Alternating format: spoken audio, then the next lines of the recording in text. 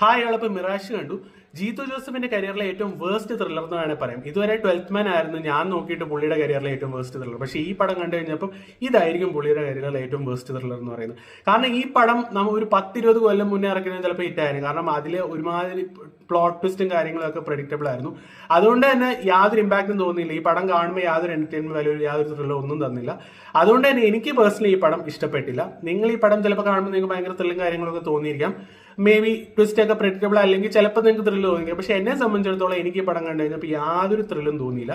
വെറുതെ ഒരു ഭയങ്കര പ്യുവർ ഡ്രാമ ചെയ്തു, ഭയങ്കര ആർട്ടിഫിഷ്യൽ ആയിട്ട് ഉണ്ടാക്കിയ ഒരു ത്രില്ലർ. അതുപോലെ തന്നെ പെർഫോമൻസും ഇപ്പം യൂഷ്വലി ആസിഫ് അലി, അപർണ ബാലമുരളിയൊക്കെ പെർഫോമൻസ് എങ്കിലും ഭയങ്കര നല്ലതായിരിക്കാൻ സാധ്യതയുണ്ട്. പക്ഷെ ഇതിന്റെ അകത്ത് അവരുടെ പെർഫോമൻസ് പോലും ഭയങ്കര ആർട്ടിഫിഷ്യൽ ആയിട്ട് തോന്നി. അതുപോലെ തന്നെ സീരിയൽ ലെവൽ മേക്കിംഗ്, യാതൊരു BGM-നും സ്കോറിങ്ങിന് യാതൊരു ഇമ്പാക്റ്റും കൊടുക്കാൻ സാധിച്ചില്ല. മൊത്തത്തിൽ ഒരു പാതി വെന്ത ത്രില്ലറായിട്ട് എനിക്ക് തോന്നിയത്.